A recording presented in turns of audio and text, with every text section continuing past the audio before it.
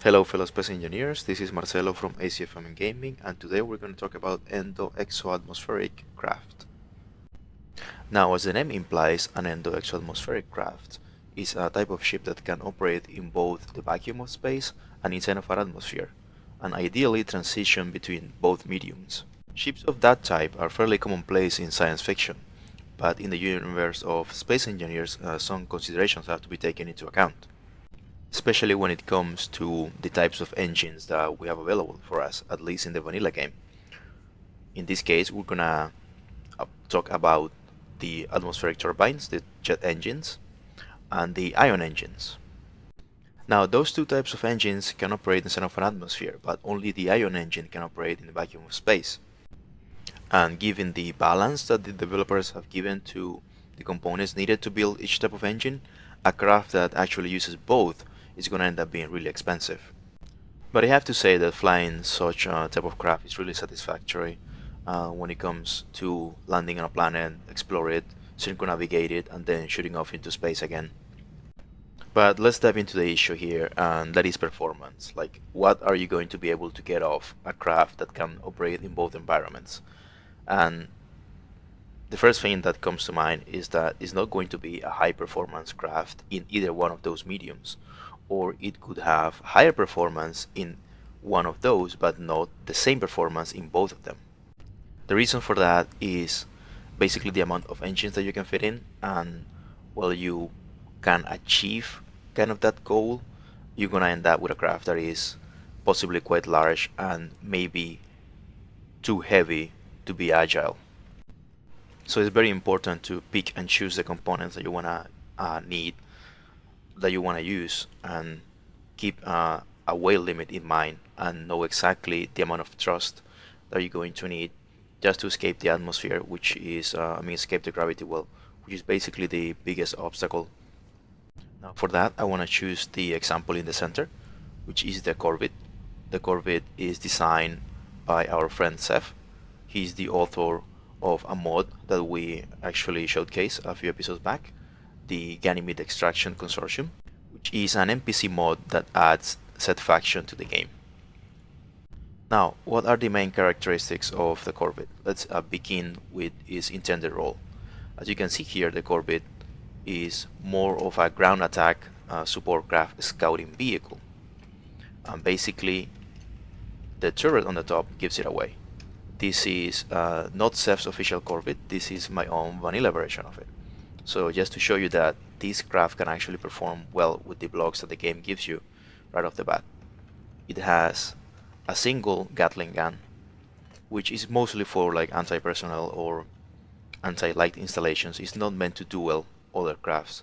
As you can see here, the difference with my old refurbished Bullcat, which has 6 of those, which is intended as a duelist. Also, the cockpit on the front is so you have a greater view of the terrain ahead, as opposed to, for example, the Bullcat, which has a long nose, basically to protect the cockpit from the other enemy fighters that it's going to be dueling with. So, for those recon purposes, it has an ore detector. It also, this is really thoughtful of Seth, it has a small cargo container with an emergency kit that you can see here, rifle, magazines, and tools.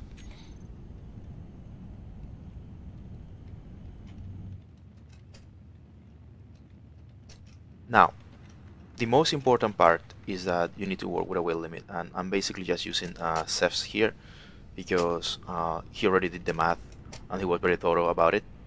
And with this configuration of main engines, you can actually achieve the escape velocity that you need. The craft is gonna struggle a little when the atmospheric thruster, the turbine engines are gonna start giving in at higher altitude, and the ion thrusters are already started to kick in, but they are not on like full tilt. So you're gonna lose a little bit of speed, but the momentum is gonna carry you out of the gravity well. So this configuration is a safe way to go if the craft doesn't exceed 40 tons. Now, with those 40 tons in mind, I have been toying around with some designs, and just as a means of comparison, I'm going to show you a pure atmospheric craft. This is my Royvalk 2. It's based off the original Royvalk, which was just an ion engine gunship, which, as you know, doesn't work in an atmosphere. But as you can see here, this craft basically is designed to just perform inside of a planet. And the main difference between the Corvid and the Royvalk is going to be basically the hovering capacity and the fact that you can do more extreme maneuvers with this type of craft in an atmosphere. But you aren't going to be restricted to it.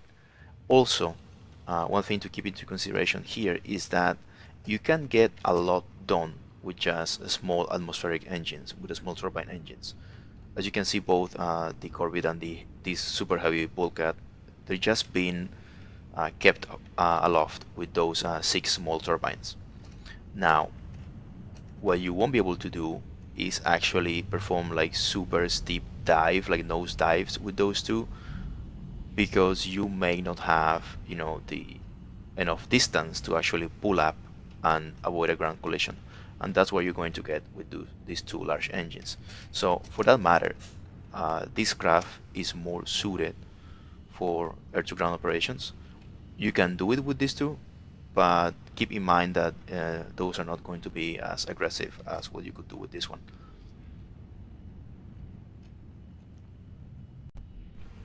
And here's what I want to talk about: the difference between a VTOL craft and a hover ship. To keep things simple, let's think of the hover ship kind of like as a present-day helicopter, a ship that is designed to do such task.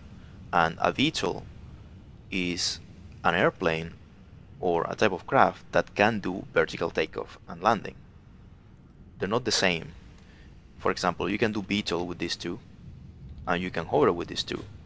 But when it comes to the actual combat operations, you are going to prefer to actually fly these two as an airplane, which means possibly deactivate the front dampeners. And you can see here that these have only ion dampenings, so they're basically going to keep going forward with little loss of speed inside of a planet's atmosphere. So you might want to do strafing runs with these, flybys, passes, etc. But it's not ideal to like do pop-up strikes, especially because if you try to do pop-up strikes, like popping your just the turret up behind a hill and then popping down, if you press C to go down, you may end up hitting the floor too hard, especially because of what I mentioned before, the tiny atmospheric thrusters. But you can do so more freely with this other one. And that's about the limitations and balance that you have to keep in mind when you have basically an Endo exoatmospheric craft. You have to know that it's not going to be the top best performance in either one of the two environments. Now, that being said, I still try to go ahead and try to design a craft that would do both well. So let's give it a look.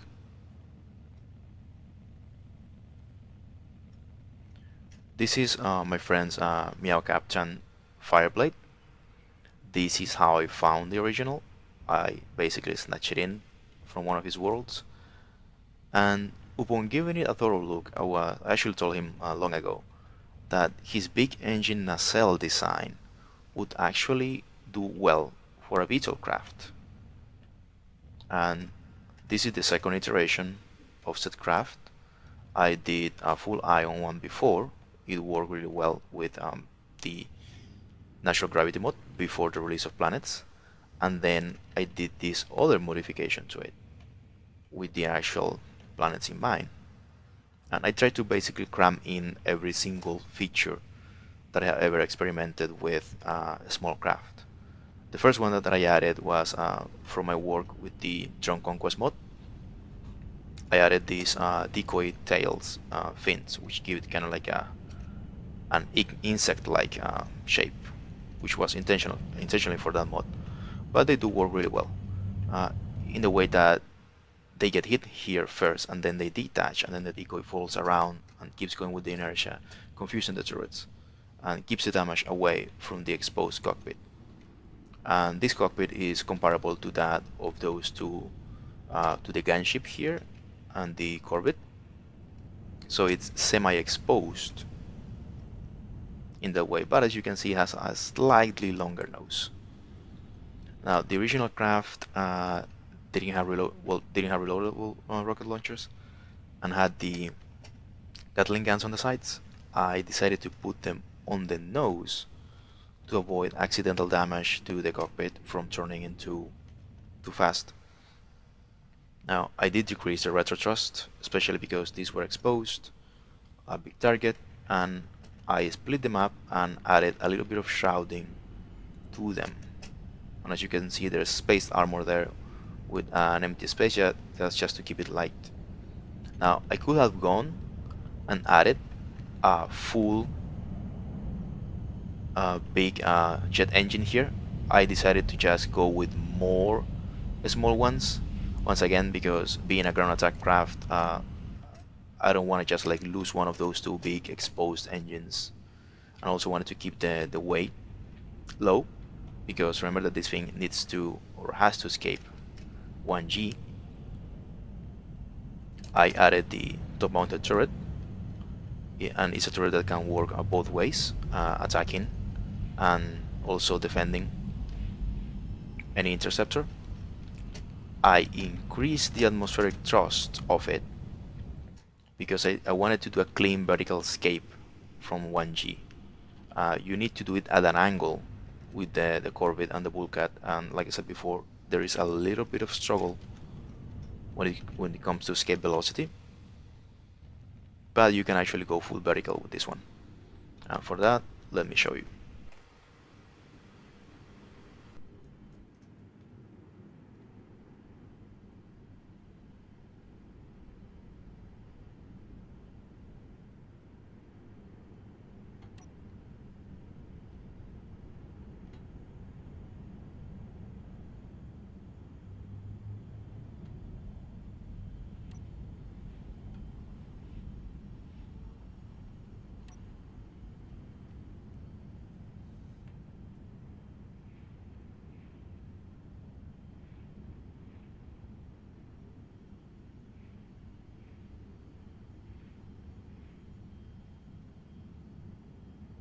You can see that eventually there's going to be a seamless transition between the jet engines and the ions, especially because the jet engines carry so much inertia with them,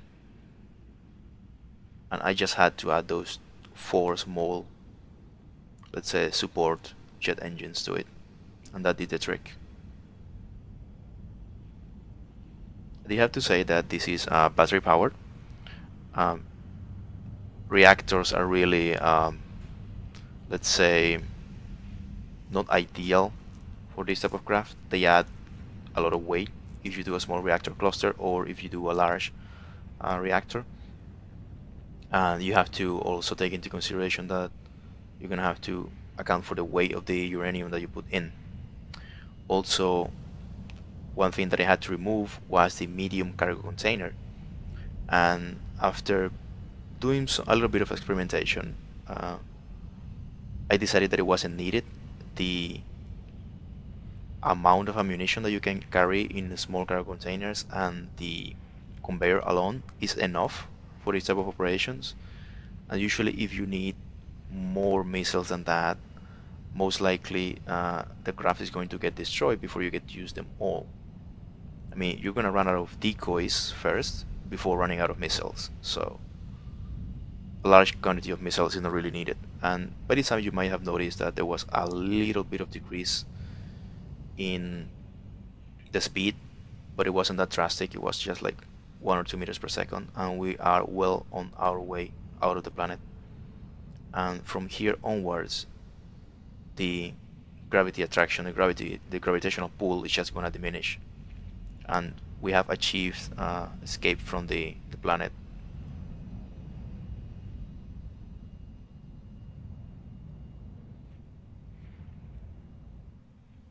Okay, just for demonstration, we are here on the moon, and I'm going to show you what I was talking about with the keeping a balance in the performance. As you can see here, the VTOL speed is not the fastest. I mean, it's not the let's say most powerful that you're gonna ever see, but it does keep the craft afloat, and you gotta be careful with pressing C, because as you can see, it has a lot of inertia being aided with just the 0.25 G from the moon, but still it keeps itself floating. And that's mainly the difference between a VTOL craft and an actual hovership. The hovership is gonna be, let's say, more comfortable with those maneuvers